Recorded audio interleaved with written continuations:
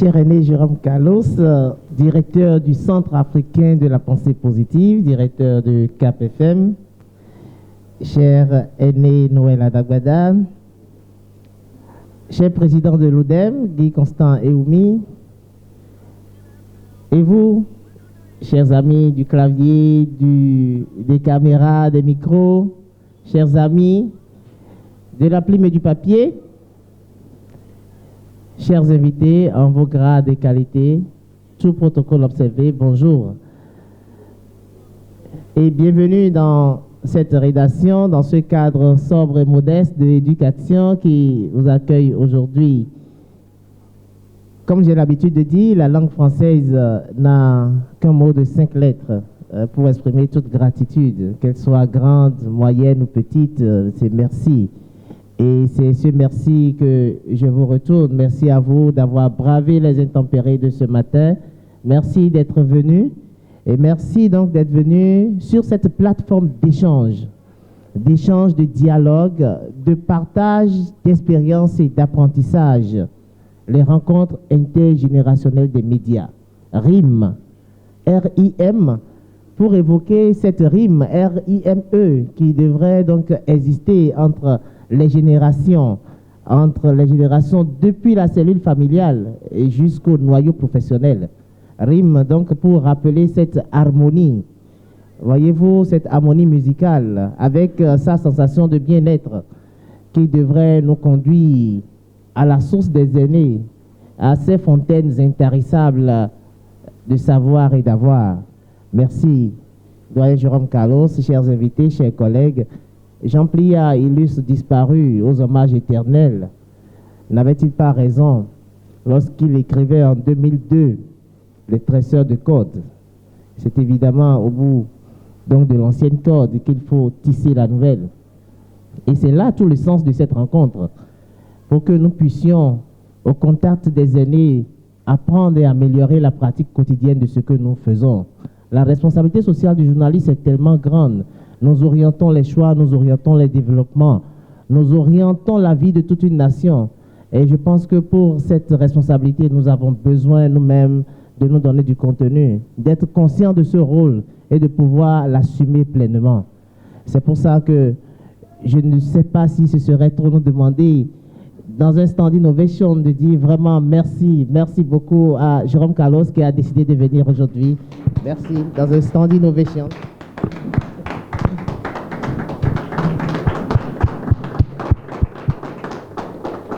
Merci beaucoup. Vous pouvez s'asseoir.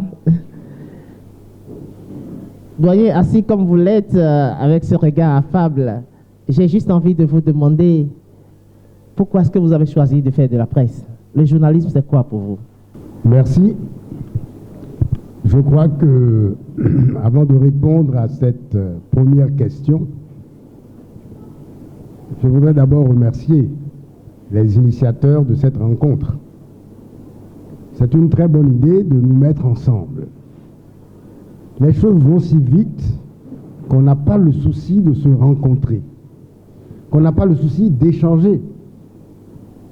Il y a les wagons qui avancent et il y a les locomotives qui pensent montrer la voie.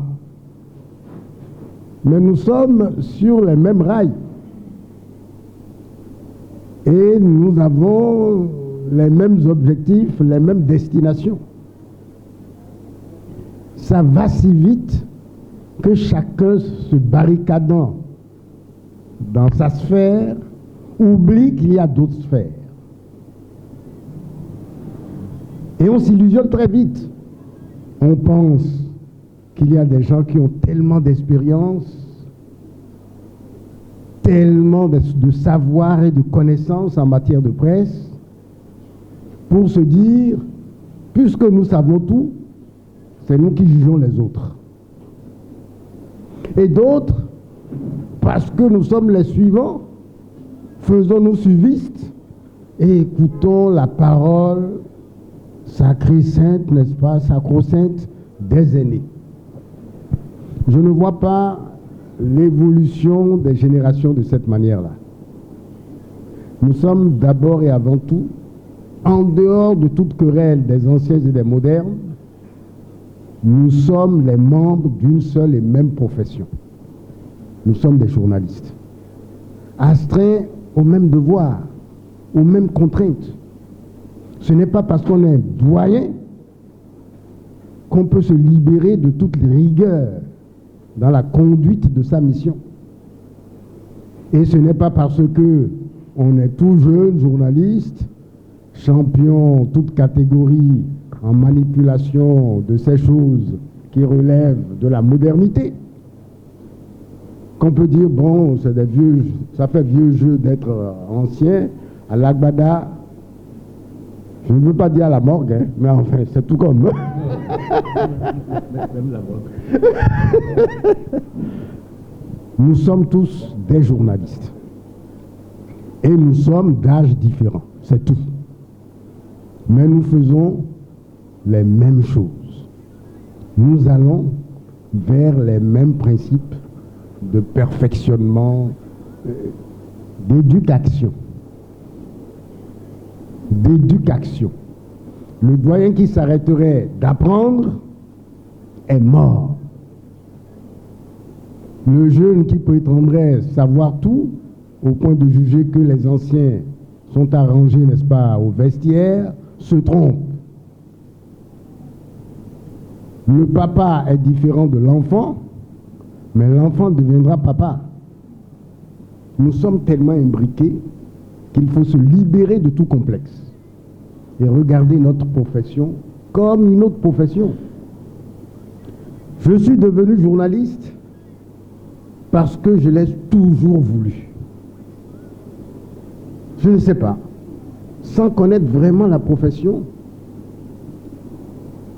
puisque j'appartiens à une génération où on lit beaucoup, contrairement à la génération de nos enfants, là.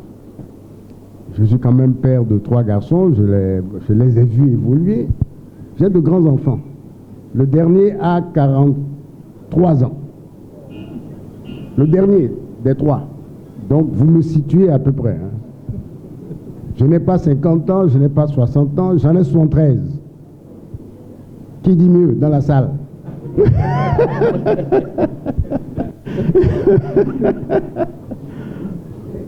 J'ai vu un doigt se lever là-bas, c'est une femme.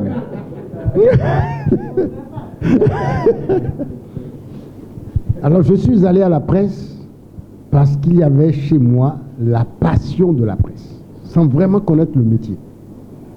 Je lisais énormément de journaux et à l'époque, les journaux, si on peut les appeler ainsi, foisonnaient.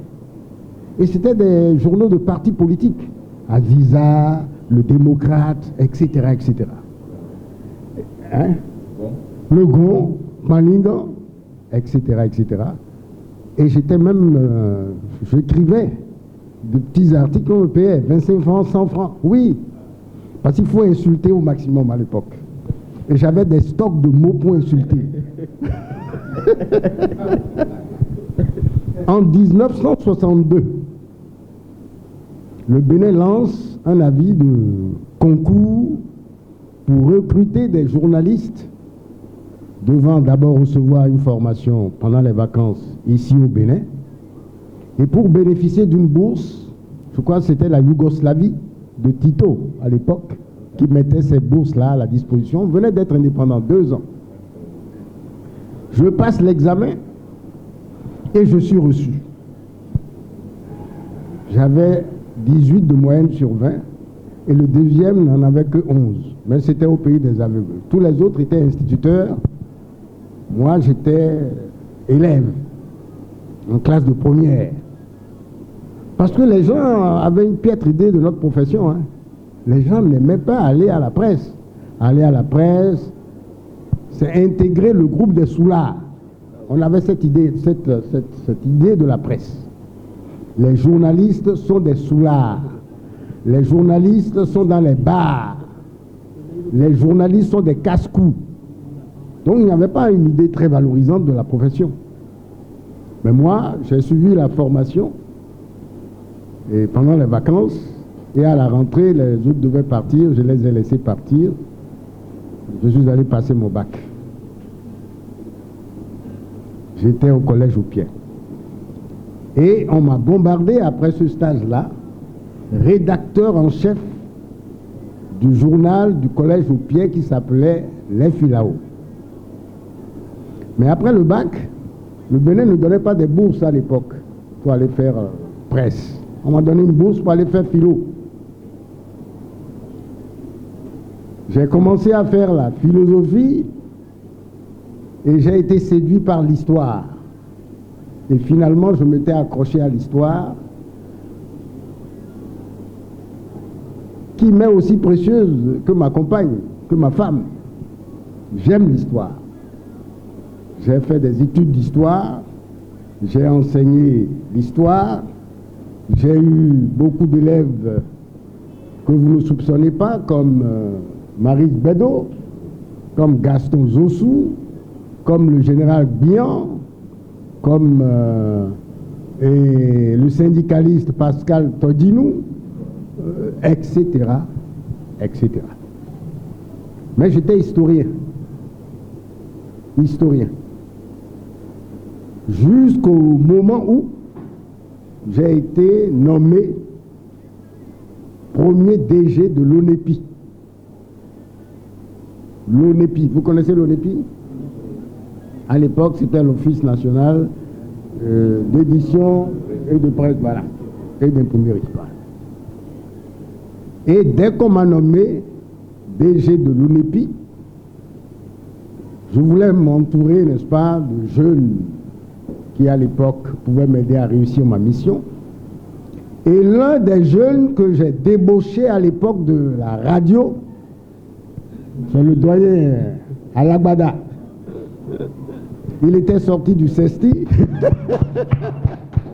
Il était sorti du CESTI. Et le CESTI, à l'époque, c'était la grande école.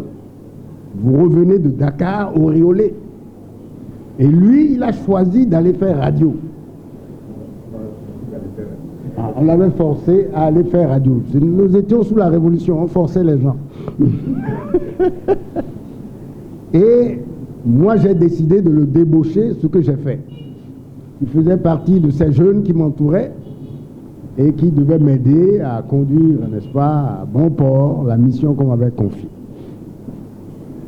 Il témoignera tout à l'heure, nous avons beaucoup travaillé ensemble. Mais j'ai été obligé de rompre. Quentin à l'exil? Non, de rompre, parce que je n'étais plus d'accord avec le régime qui me demandait de faire ce que ma conscience me refusait. J'ai été obligé de partir par ce qu'on a appelé à l'époque le chemin de Carlos, et ça m'a conduit loin du pays pendant 22 ans. Dans un premier temps, j'étais au Sénégal, et pendant 5 ans, j'ai évolué dans la presse. Complètement. Mais j'ai pris la décision de ne plus travailler pour quelqu'un. Je voulais être indépendant. Et je le suis resté depuis. Je ne voulais plus travailler pour quelqu'un. J'ai été freelance et c'est ainsi que j'ai évolué. Je suis parti du Bénin en 1975 et en 1980, un journal, un grand projet de quotidien était mis sur la table, sur la place de Paris. J'en ai été le rédacteur en chef. C'est un quotidien qui s'appelait Le Continent. Nous nous sommes retrouvés sur la place de Paris avec beaucoup de moyens. L'équivalent à l'époque de 6 milliards de francs CFA. Nous avons été les premiers initiateurs du facsimilé. Le quotidien était fabriqué à Paris et par des signaux électroniques à l'époque, on était des pionniers. Il y avait un satellite qui captait ce que nous avons élaboré à Paris et qui le rediffusait sur Rabat au Maroc, sur Dakar au Sénégal et sur Abidjan en Côte d'Ivoire. Mais les Français ont très mal pris la chose et ils ont eu nos peaux. Et quand les socialistes sont arrivés au pouvoir en 1981, ils ne nous ont pas facilité la tâche parce qu'on voulait redimensionner le projet, devenir hebdomadaire. Mais ça n'a pas été possible. On s'est séparés. Mais moi, le projet m'a amené en Côte d'Ivoire. Je suis resté 14 ans avant de rentrer au Bénin en 1996. Parlez-nous d'Ivoire dimanche. Oui, en Côte d'Ivoire, j'ai été le rédacteur en chef d'un magazine qui s'appelle ou qui s'appelait Ivoire Dimanche. C'est un succès. C'est 250 000 exemplaires par semaine. 250 000 exemplaires. Je crois que les doyens peuvent vous en parler. C'est vrai, je n'ai plus rencontré et je souhaite que Éducation soit cela. Si vous avez 250 000 exemplaires, ben doudouné. Ah non, mais non, ce que nous disons là, c'est très sérieux. Parce que quand ça marche vraiment. Je vous donne un indice. Devinez à combien on me payait mon loyer à Abidjan. Je vous donne le mot. Devinez l'ancien chiffre. Combien mon journal me paye mon loyer à Abidjan tous les mois? 450 000. Sonouné. En 82? Non, de 82 à 96, j'ai quitté la Côte d'Ivoire. Donc, il y a de l'espoir. La presse, ce n'est pas pour des vagabonds. On peut y gagner beaucoup d'argent. Et il faut, sans sacrifier au Dieu argent, viser à gagner de l'argent. Pour développer une activité, il faut gagner de l'argent. Pour être socialement respecté, il faut avoir un peu d'argent. Si on était désargenté, vous voyez les gens qui meurent devant l'hôpital parce qu'ils n'ont pas le sou pour se faire soigner. C'est assez indicatif de quelque chose. Mais l'argent pour l'argent, parce que ça va nous amener dans le sujet, n'est-ce pas, du jour, ça c'est du dévoiement. C'est des journalistes voyous, des journalistes bandits. Trouvez-moi des mots là. Des journalistes. Escrocs. Là, un mot fort là. Racaille. Un autre là. Et des gangsters. Très bien. Au fond là-bas. Alimentaire. Hein? Rebelle.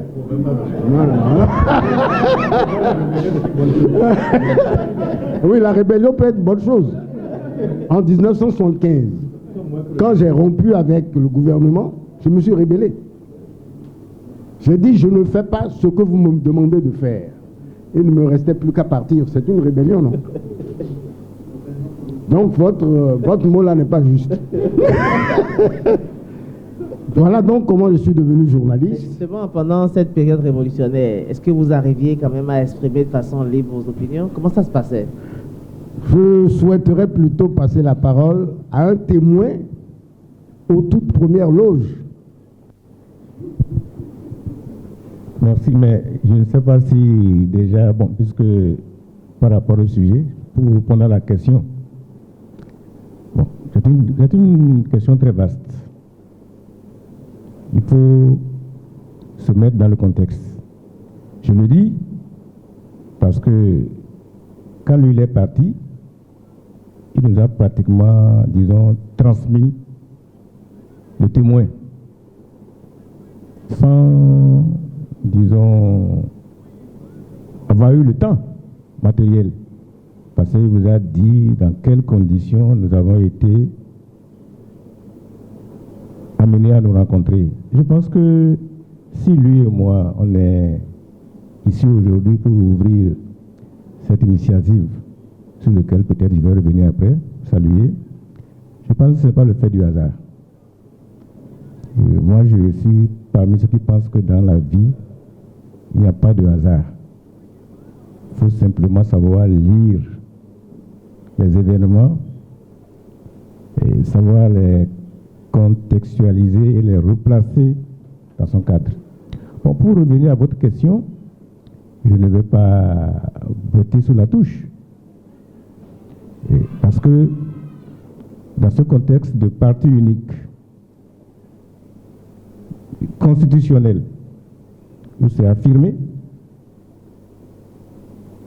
et quand on accepte de travailler dans le système, on essaie de tenir compte des paramètres qui existent. Et je le dis parce que d'autant plus que moi j'ai eu à couper, on en parlera peut-être tout à l'heure, pour savoir ce qui se passe. J'ai eu à, en dehors du travail que j'ai fait avec lui, et quand il est parti, j'ai dit qu'on nous a passé le relais. Parce qu'il est parti, un an et demi après, j'ai été nommé directeur de publication du journal. Et ce qui se passe, c'est qu'il ne s'agit pas de dire qu'on veut, disons, exercer le métier et imposer son point de vue. Et moi, j'ai évolué. La liberté de la presse, l'indépendance de la presse, il faut savoir de quoi l'on parle. C'est d'abord ce que le journaliste lui-même est, comment il perçoit son métier. À savoir, dans le contexte qu'il a créé, comment il va exercer pour pouvoir faire le métier de façon professionnelle. Jusqu'à ce qu'à un certain moment donné, il peut arriver qu'il soit en contradiction avec le système dans lequel il sert.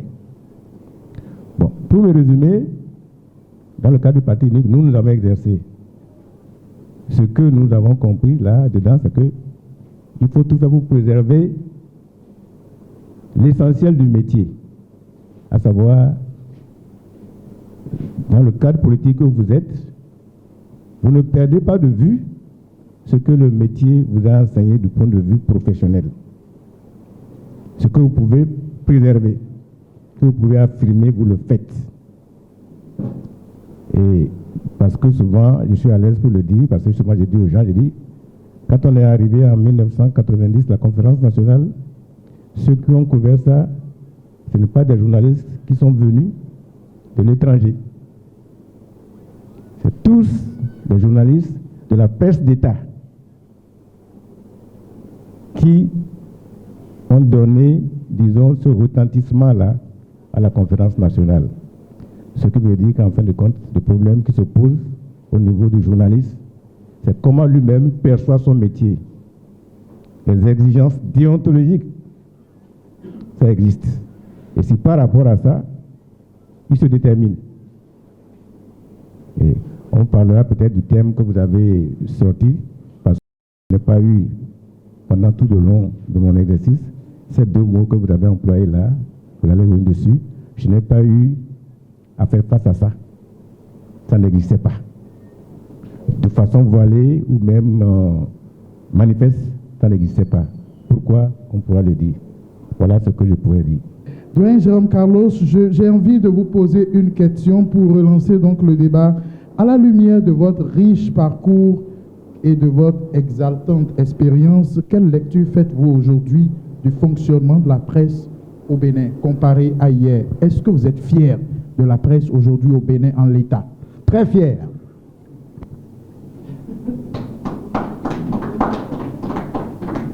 Non, très fier. Il faut sortir de toute idée d'autoflagellation. Quand j'entends les gens, ça ne va pas. C'est rempli de voyous. Mais c'est toujours rempli de voyous, comme toutes les autres professions aussi. Quand vous allez chez les avocats, quand vous allez chez les magistrats, quand vous allez chez les ingénieurs, chez les médecins, chez les sages-femmes, vous avez les mêmes problèmes. Nous sommes sur un plan humain. La bonne graine côtoie l'ivraie. Et les journalistes ne sont pas plus vicieux que les autres. Moi, je me réjouis qu'il y ait tant de monde dans notre profession. Je sais qu'il y a des facteurs qui ont favorisé la chose. Quand je regarde le marché de l'emploi, Je sais qu'il y a beaucoup de nos jeunes confrères qui n'étaient pas journalistes au départ, qui sont arrivés à la profession, d'autres par nécessité, d'autres par passion, d'autres qui sont tout simplement en escale technique, en entendant mieux. Ça, nous le savons, ça. Mais c'est bien que notre métier attire tant de monde. Moi, j'en suis fier. Ça veut dire au moins qu'il y a du bon dans notre métier. Mais pour éviter de continuer, n'est-ce pas, à nous embêter, pour se dire si on n'est pas gangrené, n'est-ce pas, par la mafia, je l'entends un peu trop, il faut 3 choses. En tout cas, c'est ce que j'ai compris. Et être doyen, être aîné ou être jeune confrère, ça n'a rien à voir avec ça. Ça s'applique impérativement à tout le monde. La première chose, c'est de connaître le métier. Dire qu'on est journaliste revient à dire qu'on connaît son métier, qu'on en saisit les tenants et les aboutissants. C'est un métier, ça s'apprend. On va à l'école de la presse. Il faut connaître les genres journalistiques. Il faut savoir ce que c'est qu'une enquête. Comment on conduit une enquête. Quelles sont les contraintes diverses autour d'une enquête. Il faut savoir ce que c'est qu'un reportage. Et comment sur le terrain du reportage on se comporte. Ça, c'est le b.a.-ba du métier. Si on n'a pas ça, on s'amuse. C'est le b.a.-ba du métier. Donc c'est un métier dont il faut saisir toutes les ficelles. Si on n'a pas ce fondamental, on raconte sa vie, mais on n'est pas journaliste. La profession, ses règles, les connaître, je dirais intimement. Le journaliste, c'est celui qui connaît, même quand il rêve presse. Quand on n'est pas dans cette logique-là, non, il faut rêver presse. Hein. C'est-à-dire, ne cherchez pas votre femme, cherchez presse d'abord. Bon, pour les femmes, ne cherchez pas le mari. Pour moi, c'est la première condition. C'est la raison pour laquelle, en ce qui me concerne, après avoir fait ce trajet-là, je me suis arrêté au centre de formation et de perfectionnement de Paris, rue du Louvre. Je dis, je veux me faire former, et je me suis fait former. Historien, oui, mais journaliste jusqu'au bout des ongles. Je ne dis pas que mon parcours valide tout le reste, non. Je l'ai voulu pour moi-même. Au-delà de la formation sur le tas, j'ai estimé qu'il me faut passer par une institution de formation. J'ai fait mon stage au quotidien La Croix, à Paris. Si bien que je peux l'affirmer, je connais le métier. Le métier, je le connais. Et Dieu sait que j'ai formé des générations de journalistes dans ce pays, aussi bien du public que du privé. La deuxième chose, c'est la pratique du métier. La pratique du métier. Et c'est une nouvelle école. À l'école formelle, on va apprendre le métier. Et à l'école de la vie, tous les jours, on s'apprend soi-même le métier. C'est une nouvelle école. Et vous êtes votre propre maître sur ce terrain-là. Dans la première école, vous avez des maîtres. Mais dans la pratique, vous devenez votre propre maître. Et vous devez être suffisamment critique par rapport à votre pratique pour ne pas tomber dans l'autosuffisance ou végéter dans la médiocrité. Être son propre maître, cela veut dire être critique constamment par rapport à ce que l'on fait. Le journaliste qui arrive et qui dit « je sais tout », Je n'ai plus rien à apprendre. Je suis le maître. Ce journaliste est mort à partir de cet instant. On apprend tous les jours. Et vous avez publié une de mes chroniques. Oui, l'école de la vie, là. Et je disais que l'école dont je rêve, c'est l'école où le maître et l'apprenant peuvent s'interchanger. Le maître devient apprenant et l'apprenant devient le maître. C'est exactement cela dans notre métier. On apprend tous les jours. J'apprends de mes jeunes confrères. Je me rappelle avec le doyen Lagbada, quand j'écrivais mes papiers, je le leur soumettais. Et ils s'étonnaient, ils disaient, mais quel est ce patron-là qui écrit ces papiers et il nous donne ça à lire et à corriger. Vous pouvez témoigner, hein, doyen Lagbada. Oui, le journaliste qui croit tout savoir est mort. Et j'en ai vu qui sont morts comme ça. Et j'en connais dans la salle. Je peux citer des noms? Retenez-moi. Le président de l'ODEM, notre police interne, a dit non.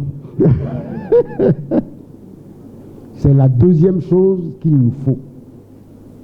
Et la troisième et dernière chose, c'est soi avec soi-même, dans le miroir de sa conscience. Soi avec soi-même, dans le miroir de sa conscience. J'étais dans mon bureau, un monsieur se présente au nom d'un autre monsieur, envoyé par quelqu'un d'assez grand. Et il avait une sorte de cartable et de l'argent dedans, demandant un service ponctuel. J'ai eu le temps d'appeler mon rédacteur en chef, qui se trouve être mon neveu, Maurice Carlos, qui travaille avec moi, pour qu'il soit témoin. Parce qu'on pourrait dire après que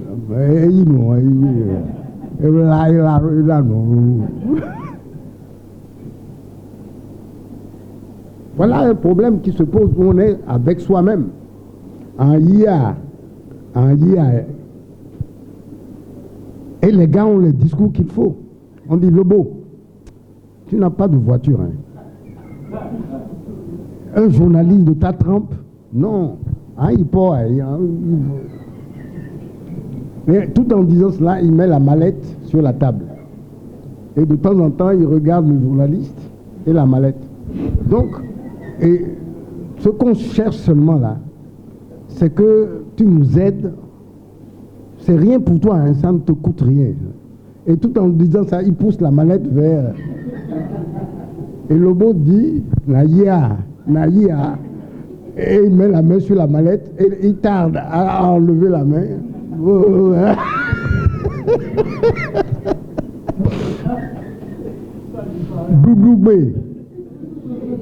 Doudoubé. Ah. Nous sommes entourés de renards tous les jours. Le président de la HAC,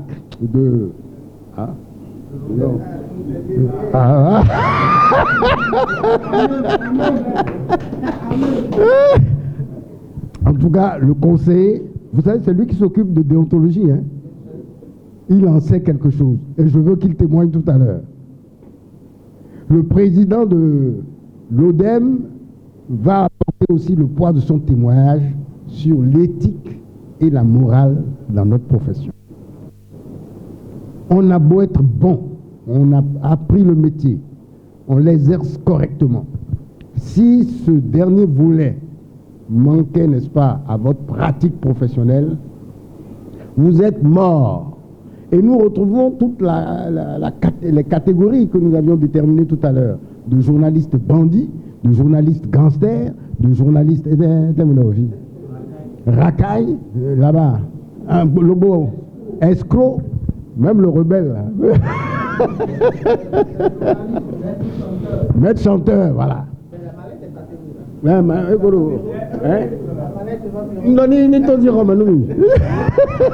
Ah non, l'histoire de la mallette là. Bon, j'ai d'autres cas, hein, on peut évoquer ça. Je suis dans la profession depuis si longtemps. Mais depuis, ils ont su que je ne mange pas de ce pain-là. Ils sont là. Et ils disent qu'il est fou. On dit, bon, je suis un fou heureux.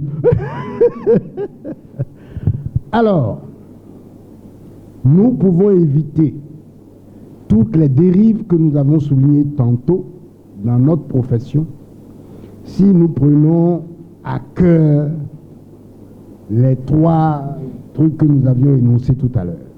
1. La formation est capitale. Il faut connaître le métier et le connaître jusqu'au bout des ongles. C'est beaucoup. 2. Il faut avoir une pratique du métier et réinventer quasiment le métier. On vous a appris à faire les reportages, les interviews d'une certaine manière. La pratique vous amène, selon les contextes, selon les situations, à inventer votre métier. Il y a un journaliste de l'événement précis, Virgile, c'est vrai. Et je le sais, à travers sa propre pratique, qu'il réinvente de temps en temps le métier. Ce n'est enseigné nulle part ce que vous faites. Mais vous êtes dans le métier, vous êtes dans la profession. C'est l'intelligence du contexte. Vous réinventez le métier sans trahir l'esprit du métier. Deuxième condition. Troisième condition, le volet éthique et moral. Être en accord avec sa conscience. Madjadjo. Qu'est-ce qu'il y a encore? Madjadjo. Quoi encore? Maroumeo. Mabasimeto. Oh. Ah, et voilà. La salle ne veut pas m'aider. Madone-vous. Quoi encore? Merci, doyen. Alors, vous l'avez évoqué tout à l'heure, oui, il y a une certaine qualité pour la presse béninoise. Et donc, à côté de cette qualité qu'on peut reconnaître à notre presse, il y a bien des déviances qui l'effritent. Et c'est là, justement, l'une des motivations de cette rencontre d'aujourd'hui. Alors, est-ce qu'en votre temps, est-ce qu'il est arrivé, par exemple, qu'un journaliste soit enfermé pour des questions d'escroquerie? Si vous voulez, et que les lois du pays disent qu'il faut vous enfermer, on vous enferme. Parce que vous avez commis une faute, ça n'a rien à voir avec la profession. Vous volez. Un escroc, supposez que ce ne soit pas dans la presse, qu'on s'affirme escroc comme magistrat ou comme avocat. Qu'est-ce qu'on fait de vous? Une fois que le délit est établi, on vous enferme. Oui, on a enfermé des gens.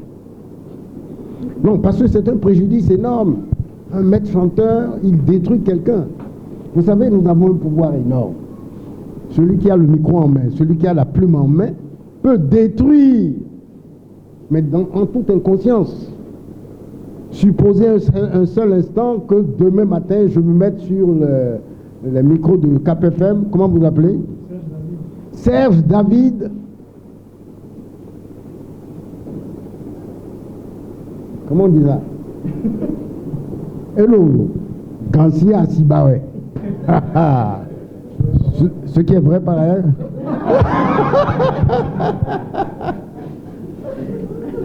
Mais vous apprenez ça, vous tombez des nues et vous êtes mort, hein? Ou bien? Vous voyez que le journaliste peut être à la fois un sauveur comme il peut être un assassin. Et si vous commettez une erreur aussi grave, aussi grosse, on vous enferme. Une autre question. Bonjour. Bonjour, tonton. Je suis Lando Didier, étudiant au CESTI et en stage à la télévision nationale. Alors, je veux revenir sur le problème de la conscience, soit avec soi-même. Quand on vous met dans un organe où la ligne éditoriale de l'organe ne va pas dans le sens de votre conscience, quand on vous demande de faire des choses qui vont à l'encontre de votre conscience, et c'est le patron qui le demande, et c'est la ligne éditoriale de l'organe, je le gère comment en tant que jeune journaliste? On s'en va. On ne reste pas une minute de plus. On s'en va. La clause de conscience existe, n'est-ce pas, dans notre métier. Vous n'êtes pas obligé de vous soumettre à ce que vous refusez, à ce qui est incompatible avec vos principes. On s'en va. Qu'est-ce que vous faites encore là où vous êtes là? Non, non. Une autre question? Question courte, réponse courte.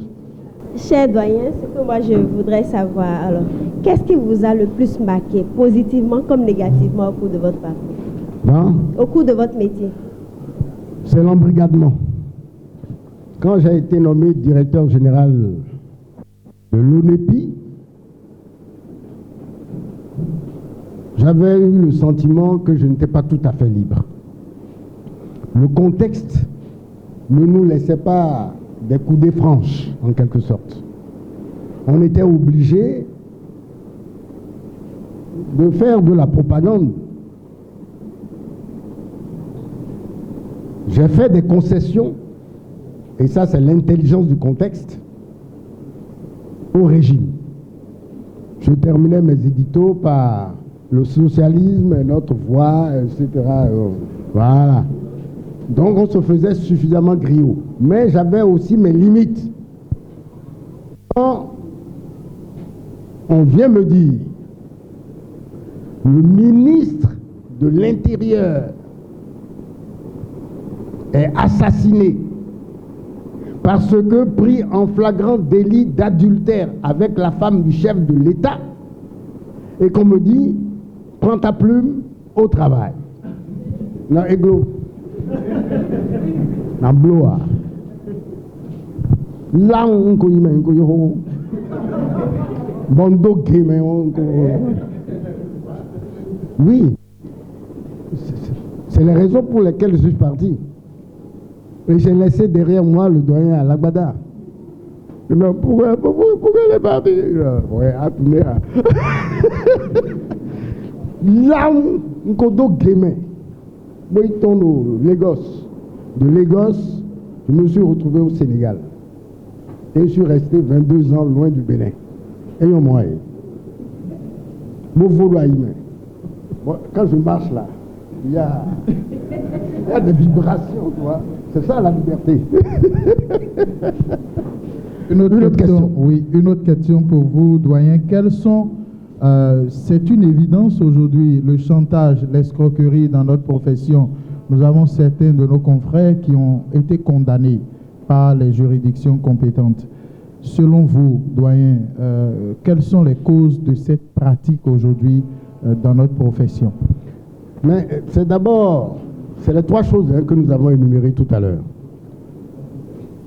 Les grands maîtres chanteurs butent sur les trois éléments fondamentaux de notre profession. Soit qu'ils ne sont pas bien formés, ils ne connaissent pas le métier. Ils sont arrivés, ils ont pris le côté lucratif de la chose. On peut se servir de la presse pour s'enrichir. S'enrichir à tout prix et à n'importe quel prix. Alors on a un dossier sur toi. David, nous avons un dossier. Tu es mort. Mais si tu es... ça commence comme ça. Voilà, celui qui agit comme ça ne connaît pas le métier. La presse, c'est d'abord servir. Le boulot que nous faisons là, c'est servir. Si vous sortez de ce mot-là, vous n'êtes plus dans la presse. C'est servir. Le journaliste qui ne sait pas servir, il est quoi? Il n'est pas journaliste. Il ne l'est pas non plus, c'est vrai. Il n'est pas digne de son métier. Il n'est pas digne de son métier. Il n'est pas bon. Non. C'est un mercenaire. Voilà.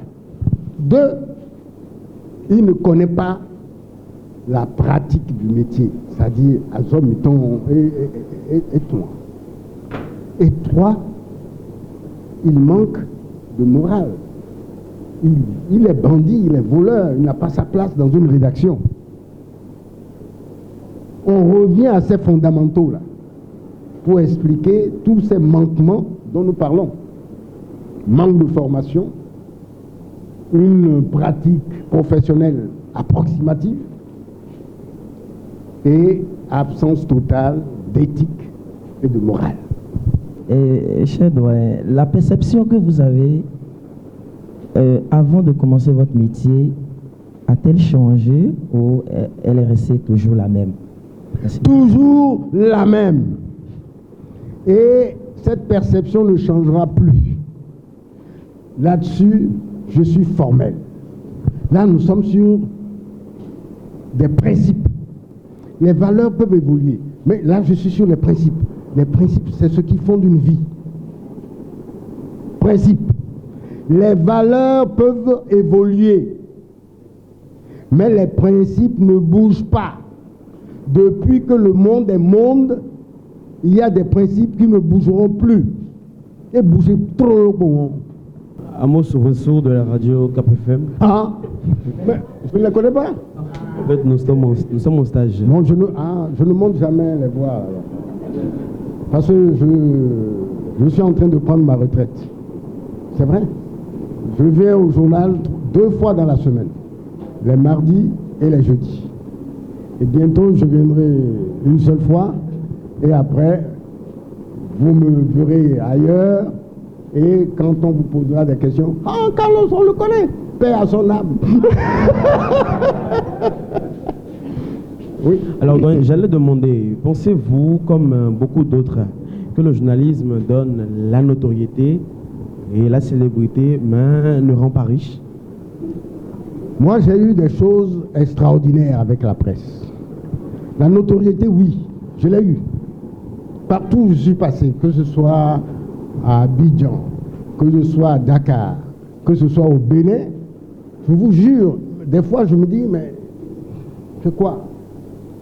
Je vois des enfants, Carlos, non, imbécile. On appelle tout son grand-père comme ça. C'est pas la notoriété, ça. Bon, je ne sais pas, mon PD au fil quoi, PD sous quoi, mais suffisant en tout cas pour ne pas quémander. Riche, je ne sais pas. Mais il y a des manières de la presse. Nous n'avons pas ces conditions-là encore. Mais quand vous avez un hebdomadaire à 250 000 exemplaires par semaine,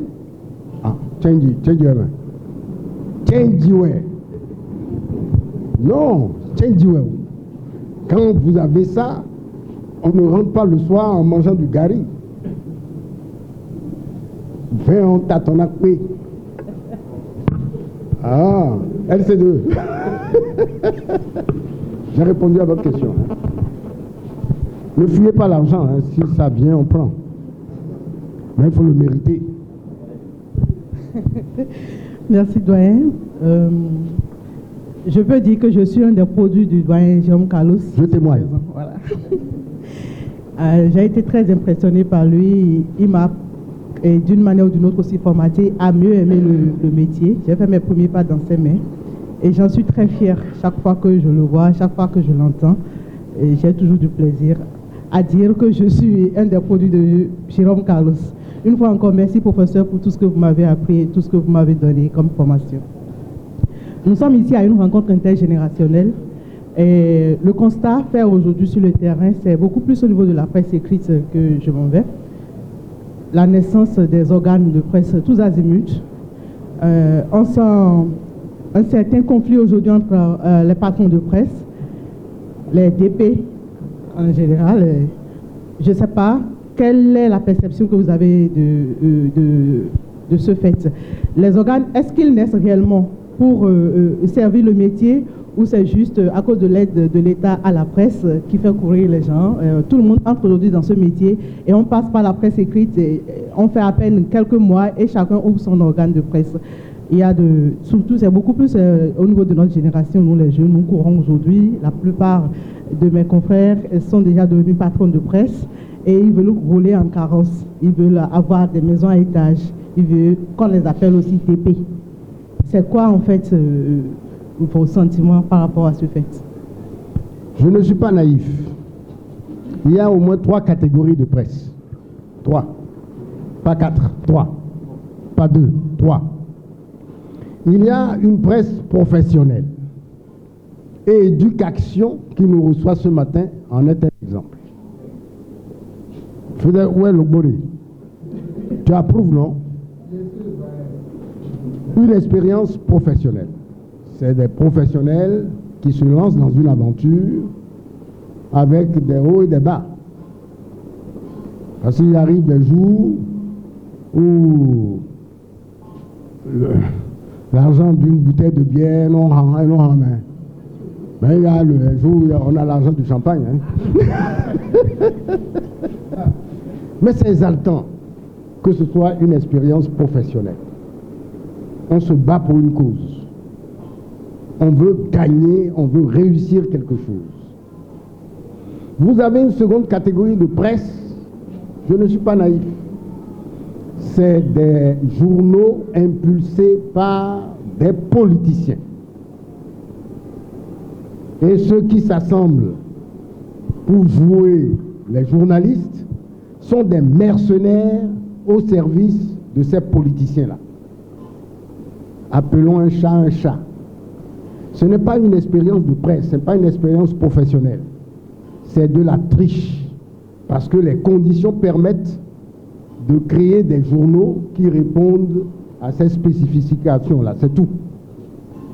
Mais en dessous, on a un outil, un instrument pour mener le combat politique. Et vous avez une troisième catégorie de presse, encore que ça peut se confondre, tenue par des opérateurs économiques. On vous apporte l'argent, mais vous ne travaillez pas dans des conditions professionnelles. Je vous jure, bon, les Lobos, souvent nos consultants pour certaines de nos émissions à Cap FM peuvent en témoigner. Nous n'imposons rien à un journaliste quand nous lui donnons une émission à réaliser jusqu'aux invités. Vous pouvez témoigner. Nous ne bloquons. Hein. Tu es libre, on peut te faire des observations après, mais tu exerces ta liberté de faire d'initiative. Après, on règle les problèmes. C'est comme ça que je conçois le métier. On commence par respecter ses collaborateurs. Mes collaborateurs ne sont pas des essuie-pieds. C'est des confrères d'abord qui sont en train de vivre une expérience. Ils sont dans une collaboration avec les anciens, avec les nouveaux. On fait le point régulièrement. Mais on ne les met pas dans des filets, on ne les met pas en cage. On respecte leur liberté et eux-mêmes doivent se faire respecter par leur professionnalisme.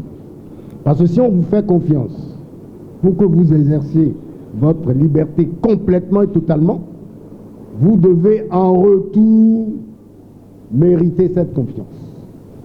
Si par derrière, croque en jambe, on s'est déjà vu quelque part. Non, non. Maxime Arotondi. Ah oui, le danger, ouais. Vous le connaissez, non?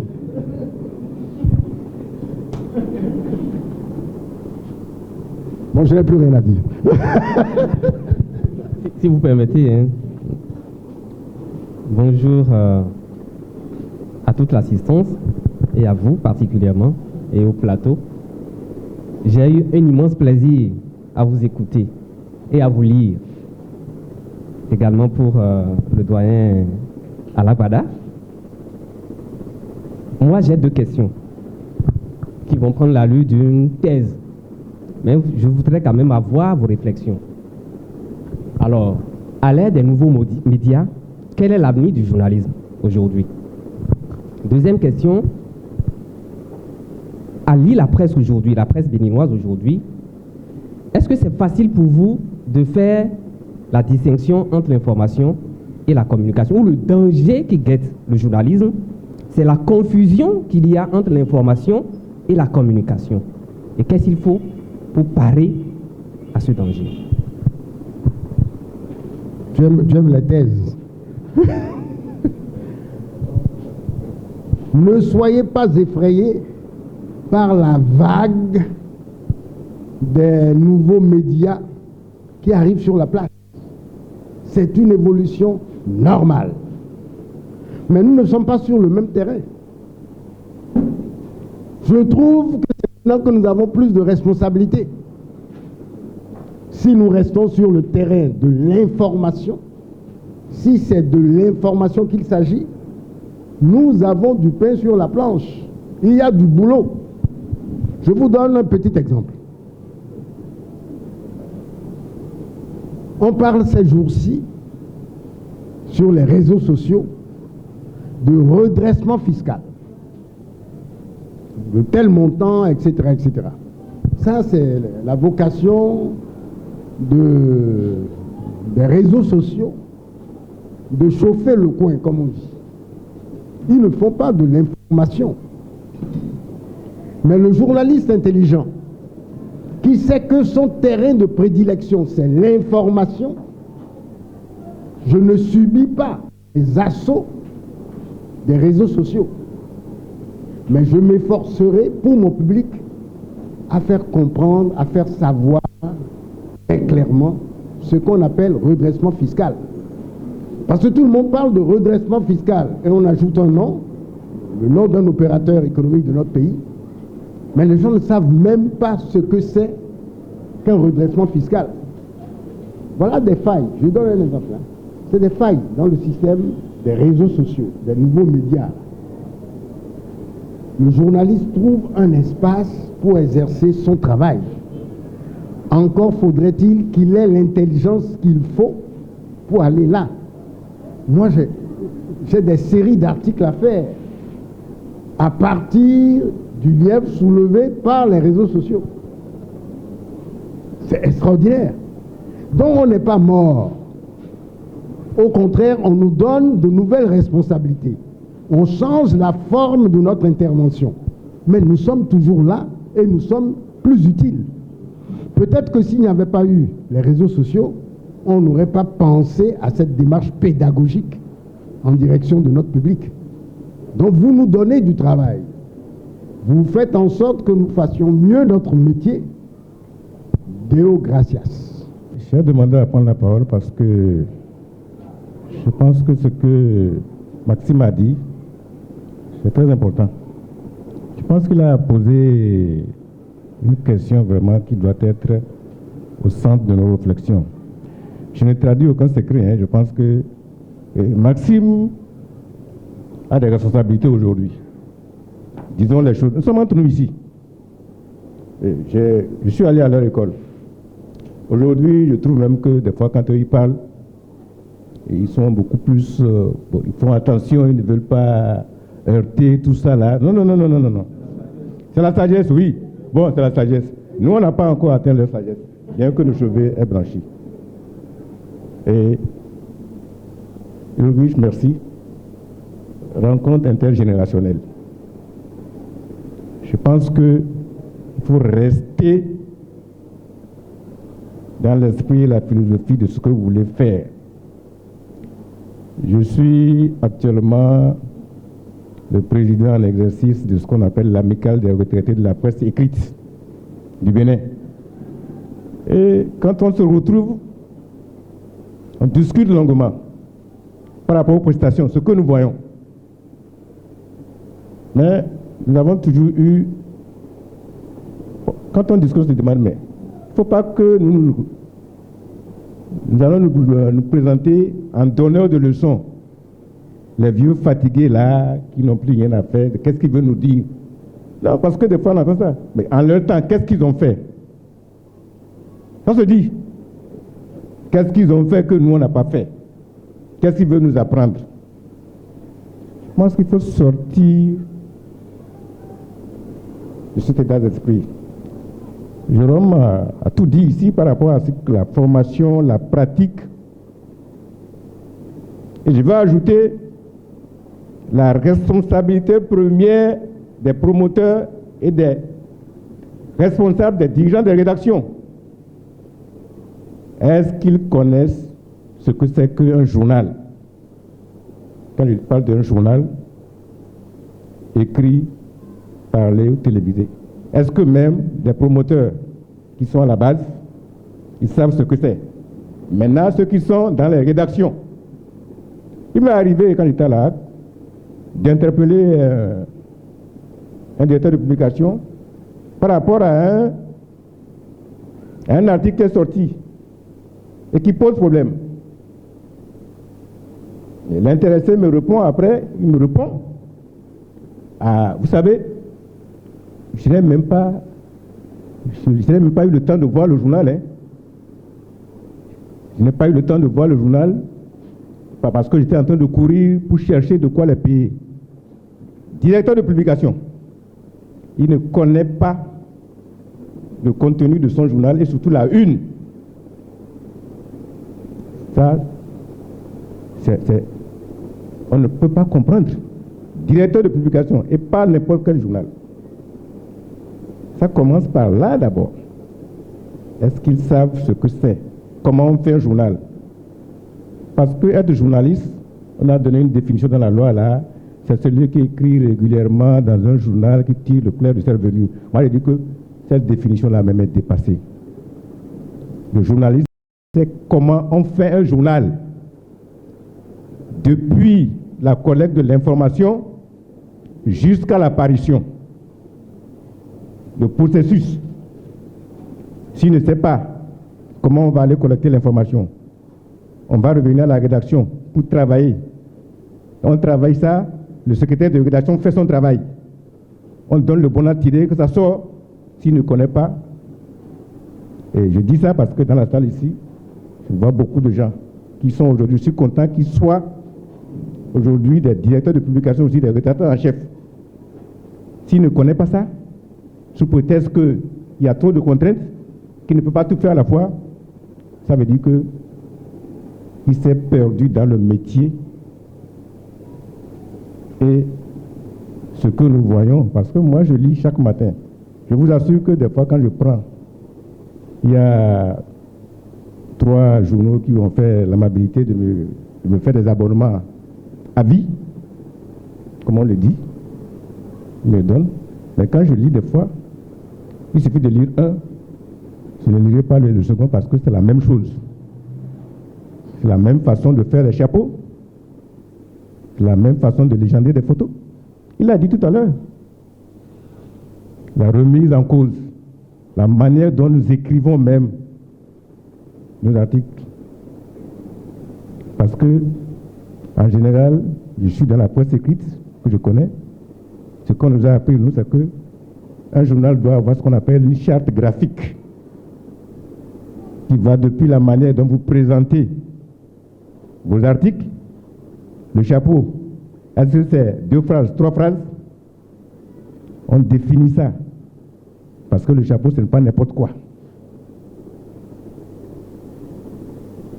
Tout ça, il a dit, vous êtes formé, quand vous revenez dans votre rédaction, vous savez comment on travaille.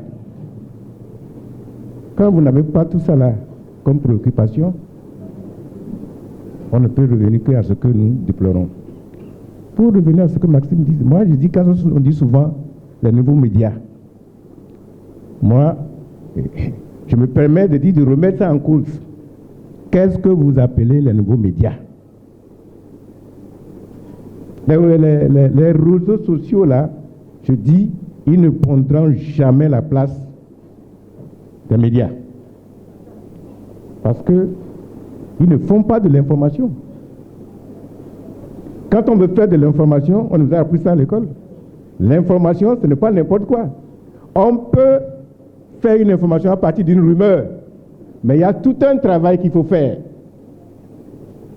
Ceux qui animent les réseaux sociaux, ils ne connaissent pas ça. Parce qu'il faut aller à l'école, il faut aller à la formation pour apprendre ça, pour faire la part entre la communication et l'information. Parce que la communication, en tant que journaliste, nous savons ce que c'est. La communication, c'est de la marchandise. C'est un produit. J'ai souvent l'occasion de dire à ceux que j'encadre pour la formation qui dit que informer sur un produit médical, un médicament ou sur un produit de beauté n'est pas communiquer sur le même produit. Parce que l'information doit être crédible, fiable et complète. Ça veut dire que vous dites tout. Alors que si vous voulez communiquer sur le produit, vous ne dites pas tout. Le produit, si vous voulez informer sur un médicament, vous dites tout. Si vous voulez communiquer sur le médicament, c'est le médicament miracle qui guérit 50 maladies sans aucune contre-indication. Alors, quand nous avons tout ça, nous comprenons alors que, en tant que journaliste, nous avons des responsabilités très lourdes. Je dis souvent aux gens, quand je dis que si vous êtes venu dans le métier pour vous amuser, vous vous êtes trompé et ça va vous rattraper. Parce que c'est un métier qui d'abord, pour celui qui veut l'exercer d'abord, est contraignant pour lui-même, du point de vue de sa formation. Et maintenant, vis-à-vis de ceux à qui destine l'information, c'est aussi contraignant. J'ai été dans ce pays, ce qu'on appelle directeur de l'information et de la propagande. Je ne le cache pas. Vous savez même, il a dit, ils n'étaient pas fous, ceux qui ont fait ça. Ils ont dit direction de l'information et de la propagande. C'est que moi, j'ai fini par comprendre ça que ils ont fait la différence entre l'information et la propagande. Et dans le cadre de cet exercice-là, nous avons exercé jusqu'à ce que nous soyons arrivés à la fameuse journée du 28 février 1990, où, comme je vous l'ai dit, ceux qui ont fait le travail d'information là, ce n'est pas des gens qui nous sont partis recruter ailleurs, mais c'est des camarades avec qui nous avons travaillé ici, dans les conditions sur lesquelles je ne veux pas revenir. Mais, à des moments donnés, quand il s'agissait de prendre la responsabilité des fois, comme il a dit, on les prenait. Et c'est vrai qu'ici, il y a eu un temps où on a libéré des présidents, on n'a pas voulu en parler. Nous avons fait le travail. On nous a dit non, n'en parlez pas. Mais nous, on a fait le travail. On a fait le travail. Mais dans le cadre du système, c'est ça. Donc, ne nous faisons pas d'illusions. Le problème, c'est est-ce que nous voulons assumer les responsabilités que le métier nous impose, ou bien nous voulons transiger à tout bout de champ. Parce qu'aujourd'hui, il y a une force. La presse béninoise est une force, une véritable force dont les gens se sont même contre les intérêts de la profession. Parce que chacun veut sauver sa tête, mais ça ne se passe pas comme ça. Tôt ou tard, ça nous revient. Merci bien. J'ai écouté les doyens, merci pour votre sagesse. Je suis dans le feu de l'action, parce que là, la profession me confie la mission d'observer la presse, disons les médias. Le doyen a clamé une fierté, mais je voudrais lui demander de me permettre de mettre un bémol pour que ce que je fais à l'ODEM puisse avoir du crédit. Parce que quelque part, ce qu'on nous a enseigné et qui finalement nous a mis un test à côté, un test que nous nous sommes donné nous-mêmes, qui est le code de la déontologie, quand on se mire dedans, nous retrouvons quand même qu'il y a des déchets à corriger. Et pas plus tard qu'hier, j'étais assis devant ma télévision et j'ai cru devoir appeler un des responsables d'un organe de presse, où après un journal, je vois un monsieur debout qui parlait sans que je ne sache de quel élément il s'agissait. S'agissait-il d'un public reportage? De quoi il s'agit? Et ce n'était pas dans la grille des programmes que je sache. Et il s'est mis à cisailler d'autres, c'est-à-dire à donner des informations sur lesquelles je me suis dit, mais le journaliste, l'organe qui passe ça, a-t-il les preuves de ce que ce monsieur-là disait? Pour un organe de ce genre qu'on devrait respecter, qui devait être une source de, comment on dit, d'expérience, j'ai cherché à contacter le rédacteur en chef ou quelqu'un d'autre et j'ai pu appeler quand même quelqu'un de la maison et je lui ai demandé ce qui se passe là, c'est quoi? Parce que ce n'est pas bon. Ce n'est pas bon. Et je me suis dit, il y aura droit de réponse. Quand l'autre viendra, il va dire les mêmes choses. Parce que quand nous collectons l'information, en fait, quand on nous dit les faits, rien que les faits, l'exactitude, l'originalité des faits, ce n'est pas quand quelqu'un injurie que je plaque l'injure.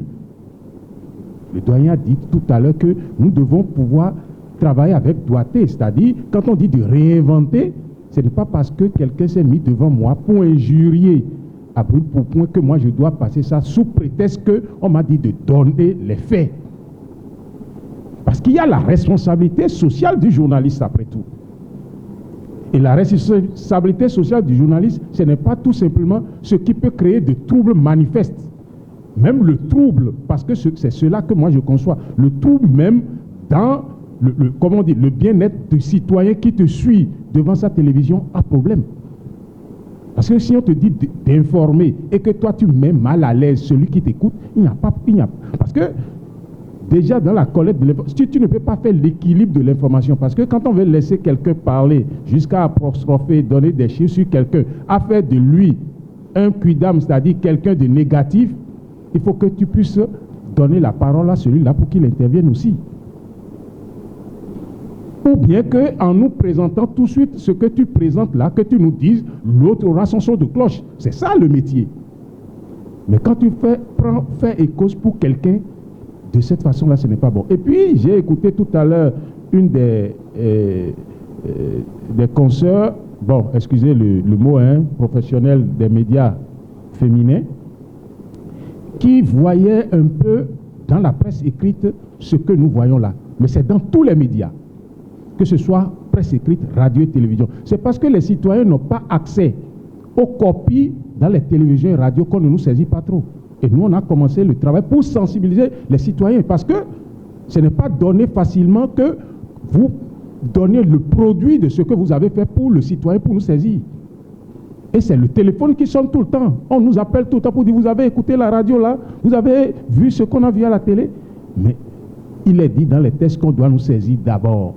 Mais si nous, on doit faire de l'autosaisine tout le temps que nous allons passer là, on va nous tasser peut-être des gens en mission pour X ou Y. Mais nous allons essayer de voir, puisque là, on se limite peut-être à appeler des gens et leur dire, vous-même, vous regardez ça en face, ça ne fait pas bien ce que vous faites là.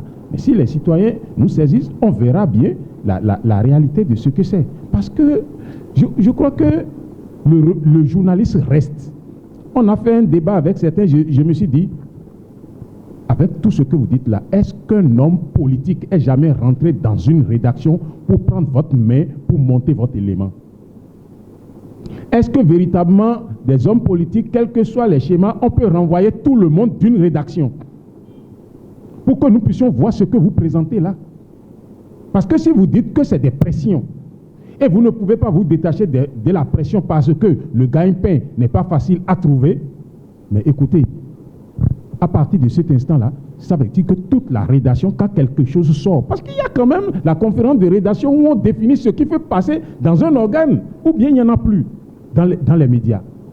Parce que c'est ça le véritable. Maintenant, quand on parle des responsables d'organes de presse. Il y a des responsables de radio aussi qui sont dans les mêmes conditions que les responsables d'organes de presse écrites. Hein. Nous sommes allés ailleurs où on a vu sur le terrain, celui qui était rédacteur en chef ne connaissait pas le code de déontologie. Excusez du peu. Radio.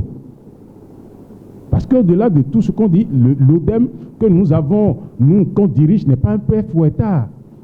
Le métier, avec tout ce qui se passe, on doit le construire ensemble. Mais je dis, on ne peut pas continuer de ressasser ce qui est négatif. On n'a qu'à se revoir parce que quelque part, vous voyez, le doyen parlait un peu de son expérience, on peut peut-être... Tout argent ne sert pas. Vraiment.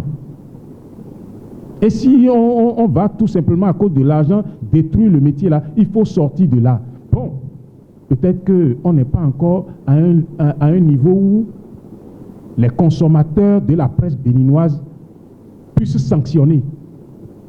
Vous voyez, il y a des choses qu'on écrit aujourd'hui et parce que les gens n'ont pas accès à la langue française pour savoir que vous avez une déontologie et que c'est comment on dit, des informations où c'est comme des maîtres chanteurs, on détruit celui-ci. Le peuple en raffole et parfois on trouve que c'est bon. Mais le journaliste doit pouvoir commencer par prendre la hauteur par rapport à ces réalités-là. Et je pense que quand Maxime dit, en regardant tout ça, est-ce que quelque part, moi je ne voudrais pas parler vraiment de fierté, mais d'inquiétude. D'inquiétude parce que la génération que nous sommes là, en regardant dans le passé, on ne peut pas se mirer à la révolution seulement. Il faut se mirer à partir du moment où on a parlé de démocratie chez nous. Où maintenant, la liberté, même si elle peut être... elle peut ne pas être enchaînée totalement, mais il faut que soi-même, le soi-même, dont a parlé le doyen, moi je pense que c'est le creux même, le nœud. Quand vous connaissez le métier et vous voulez l'exercer, quelqu'un a dit là-bas, on vous met dans une rédaction. On ne vous met pas dans une rédaction. Le contrat de travail est un titre personnel. C'est vous qui choisissez d'aller dans une rédaction. Et si vous connaissez la ligne éditoriale de l'organe et vous allez dedans, vous subissez. Sinon, vous n'allez pas là. Quand vous connaissez la ligne éditoriale et que ce n'est pas en relation avec votre conviction politique ou religieuse, vous n'allez pas là. Mais quand vous choisissez d'y aller, vous restez. Maintenant, si la porte de sortie qu'on vous donne, c'est la clause de conscience. Jusqu'au moment où vous pouvez dire, bon, à partir de cet instant, je me désolidarise de mon employeur parce que. Mais ça, là aussi, ça a son cheminement. Ce n'est pas vous allez tout simplement et vous vous levez un jour et vous dites, je m'en vais. Mais vous devez poser les actes qui montrent réellement que ce qu'il y a là ne répond pas. Mais quand vous savez et vous rentrez dedans, vous ne pouvez plus soulever la question de la clause de conscience parce que vous y êtes manifestement allé. Et quand on dit on ne connaît pas la profession, je crois qu'il faut peut-être éducation, faire un travail vers les promoteurs d'organes, sinon les directeurs de radio, télévision et autres là, pour qu'ils puissent venir et qu'on voit ensemble par quel chemin il faut faire. Excusez, parfois quand on parle, c'est comme si je veux donner des leçons. Des gens ne connaissent pas le métier. Hein. Honnêtement, il y a certains qui ne connaissent pas notre métier, honnêtement. Parce que quand lui-même, c'est-à-dire quand l'élément sort et vous écoutez, vous vous demandez d'abord, parce que certains ne savent pas que le charabia est condamné par le code de déontologie, par exemple. Mais ça, j'y arrive là, j'entends ça sur les radios et les télévisions tous les jours. Je vais y arriver. Tu veux arriver où? Tu ne connais pas français. En fait, c'est là certaine réalité. Et puis, parce que celui qui nous écoute n'est pas là pour nous sanctionner tout de suite. Et puis, il y a un journal de renom. Hein. Lui, quand vous prenez la première page tous les jours que Dieu fait, ce n'est pas vrai. Vogela doit se sentir très mal dans sa tombe. Ce n'est pas du français, mais c'est dans notre presse. Et nous bombons le torse que nous sommes 100 et quelques journaux quotidiens. Une centaine de radios. Mais quand les gens descendent chez nous et ils voient ce que nous appelons quotidien et radio, excusez du peu. Moi, je pense qu'on ne va pas se jeter la pierre tout le temps, mais il faut réfléchir pour améliorer cet état des choses. Parce que et ceci va nous aider à le faire. J'ai dit à l'entame que ça ne peut pas être un creuset où les jeunes vont, où la génération nouvelle va penser que les autres sont donneurs de leçons. Non, on se trace des pistes et on voit ensemble. Soi-même, quand on voit là, on se dit, mais est-ce que je suis fier de ceci? Si on me reproche ça là. Parce que les titres siamois que vous voyez dans les quotidiens tous les jours, ce n'est pas bon. Parce que le journal est fait pour que moi je donne ma touche et qu'on puisse me choisir par rapport à l'autre. Si nous tous nous sommes là et nous avons les mêmes titres et que le bonhomme vient seulement, il les yeux fermés, il dit donne-moi un quotidien, il s'en va, ça veut dire qu'on doit se poser des questions là. Même titre, même chapeau, même si on vous donne une commande, utilisons de l'intelligence. On a écrit ça de quelque part, on a donné à tout le monde. Quelle que soit l'heure, si je sais que c'est mon image qui sort demain là, je ne le passe pas en l'état. Vous voyez des journaux où du premier... Mais quel est le don d'ubiquité de plusieurs journalistes de penser la même chose, d'écrire de la même manière? Parce qu'ils signent ça. Et qu'un étranger qui vient, qui prend 4 journaux et qui voit les mêmes signatures, 2 mêmes articles dans plusieurs organes, il dit quoi de nous? Je crois qu'il faut qu'on réfléchisse parce que moi, tout ce qui vient là-bas et nous voyons, c'est-à-dire je peine parfois, mais je dis, la position où je suis aujourd'hui, si je ne le dis pas, ce n'est pas bon.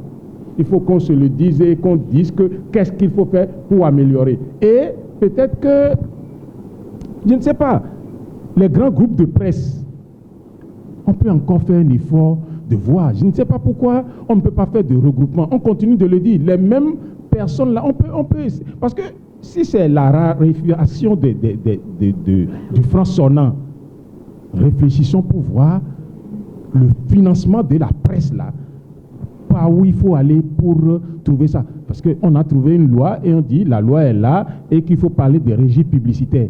Mais personne dans la presse là ne se bat pour que les décrets d'application de ces éléments là viennent. Et le nouveau pouvoir qui a semblé donner la lettre pour dire nous voulons voir clair dedans, a commencé par reprendre les mêmes pratiques pour dire, bon, nous allons, et si vous pouvez nous faire la communication, nous allons dans tel ou tel sens. Mais il faut leur dire, nous avons une loi, nous voulons être mieux vus que par le passé et qu'on aille.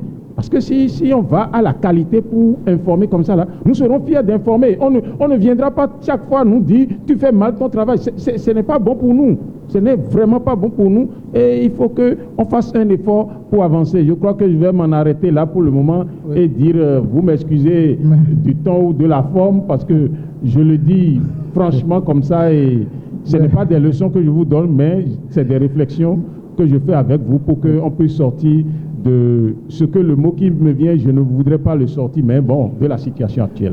Ok, merci beaucoup. Je crois que nous sommes en train d'aborder vraiment le sujet dans son fond même, parce que, au fait, effectivement, moi j'ai fait l'expérience de l'ODEM, mais actuellement je suis à la HAC. Et il y a une différence entre l'ODEM et la HAC. L'ODEM, c'est le tribunal des pairs, comme on le dit souvent, c'est notre couvent commun. La HAC est une institution hautement politique.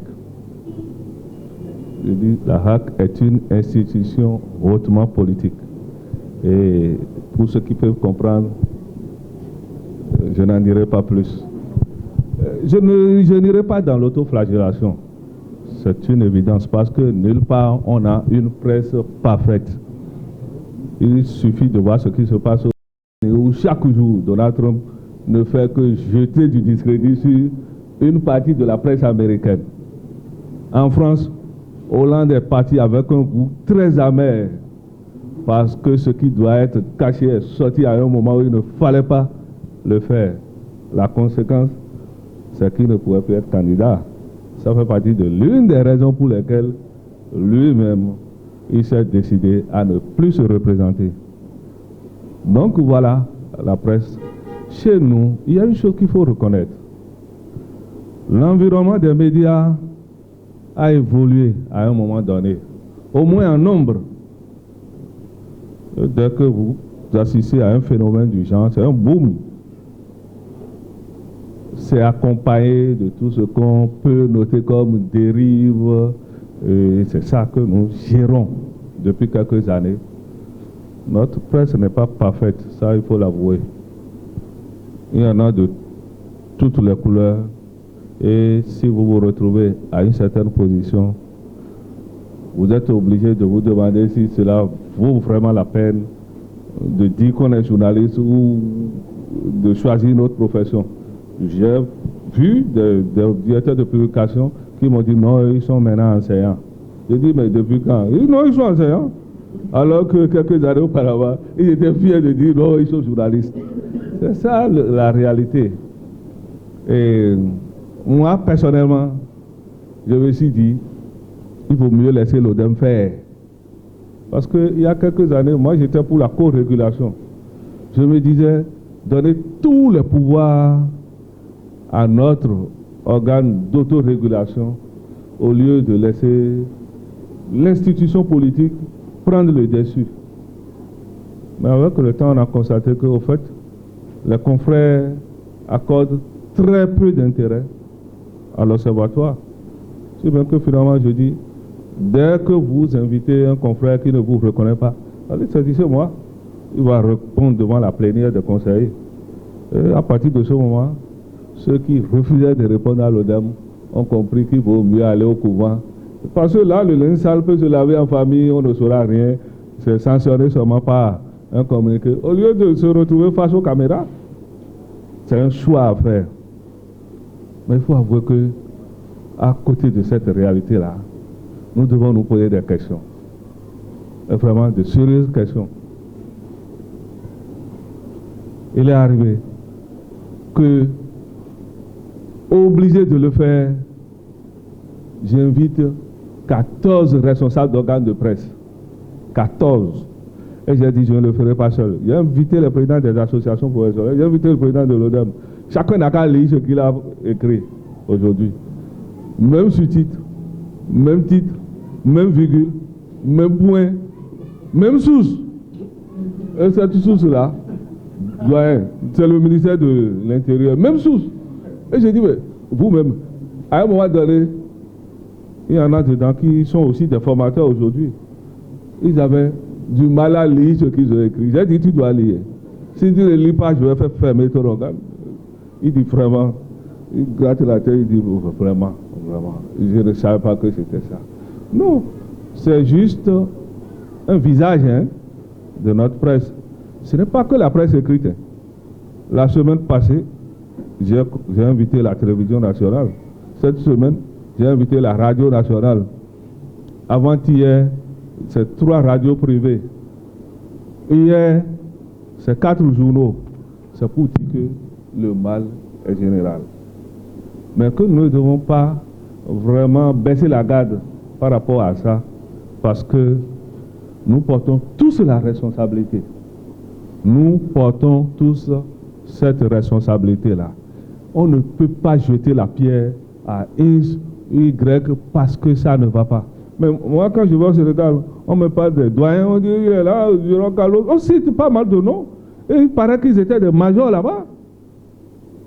C'est une fierté pour moi. Je n'ai jamais fait le CESTI. Mais c'est une fierté quand on me dit, ah, et comment il va? Donc, voilà. Ça veut dire quoi? Qu'en réalité, le mal est là, il est profond. Et que nous n'avons pas encore trouvé le mécanisme pour mieux le cerner. Et les formations telles qu'elles sont organisées aujourd'hui, moi, je me demande si c'est ça qu'il nous faut. Parce qu'à un moment donné, le minimum, c'est de marquer une pause, de faire un bilan à mi-parcours pour savoir ce qui est bon, ce qui mérite encore d'être corrigé et prendre la direction qu'il faut. Est-ce que nous le faisons? Je ne saurais répondre à cette question. Mais, vous savez, hier, j'ai été surpris. Hier seulement par une chose. Il y a une consoeur qui m'a appelé. Elle était à France 24. Elle a été au Niger pour installer une chaîne. Et la situation là-bas ne l'a pas arrangée. Elle est repartie en France. Et de là-bas, on l'a recommandé. On a dit de venir au Bénin. Que le Bénin est un terrain favorable pour une telle initiative. Donc je l'ai reçu. Normalement, tout allait à travers de nos Anoroba. Et je lui ai dit effectivement que le Bénin est une terre favorable à une telle initiative. Oui, parce que déjà, depuis près de 10 jours environ, Elle a eu le temps même de faire une prospection, comme on le dit, donc de voir, d'échanger avec d'autres avant de venir me voir. Donc, quand vous assistez à des situations du genre, vous vous dites que nous n'avons pas tout perdu. Nous n'avons pas tout perdu. Vers 18h, je rentrais hier, j'ai capté une station radio, ils ne vont pas citer, et il n'y avait que des injures. Que des injures sur peut-être un honorable député, un escroc, un bandit, un assassin, un tueur. J'ai dit, mais c'est quoi? Qu'est-ce qui se passe au juste? Est-ce que c'est de ça que nous avons besoin? Mais que je ne vais pas les interpeller, je les laisse faire, je ne vais pas continuer. Donc, je ne leur ai rien dit. Parce qu'aujourd'hui, il y a un mal qui est en train de nous emporter tous. C'est clair dans ma tête que les réseaux sociaux, là, les médias, les nouveaux médias, là, non, pour moi, je ne les prends même pas au sérieux. Dès que quelqu'un se plaint, j'ai le recteur qui s'est plaint j'ai dit, allez au tribunal. Parce que la profession, c'est quoi? C'est la collecte, c'est le traitement. Est-ce que ça se fait sur les médias sociaux? Quand vous prenez WhatsApp, vous trouvez un accident quelque part là, ou bien une fillette de 2 ans, 3 ans violée, on vous base ça, et vous voyez la petite là, comme ça. C'est ça, est-ce que c'est ça la profession? Si c'est ça la profession là, vraiment, moi je ne me retrouve plus. Je ne me retrouve plus. Si bien que les rencontres des gens, je pense que nous en avons besoin. Nous en avons besoin parce que nous sommes dans la profession à plusieurs titres. Quand j'étais à l'ODEM, nous avons essayé de faire sortir un document pour dire tous ceux qui sont dans les ministères, tous ceux qui sont au niveau des institutions de la République, comme attachés de presse, chargés de communication, on ne veut plus les voir au niveau sur les antennes, que ce soit dans le public ou dans le privé, jamais. Parce que moi, j'accepte être directeur de la communication de quelqu'un.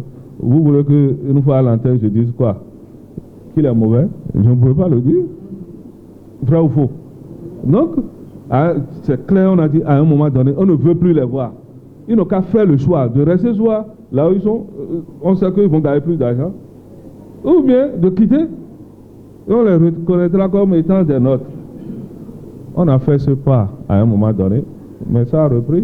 Je ne sais pas si vraiment ça continue réellement, ou bien si ceux qui sont au niveau de nos institutions, au niveau du Parlement, au niveau des ministères, est-ce que réellement ils sont considérés comme des communicateurs et non des journalistes? Parce que le journaliste, c'est celui qui donne l'information. Le communicateur ne donne pas l'information, il vend un produit. Et même si c'est de la banane, il faut qu'il montre que c'est de la banane de très bonne qualité.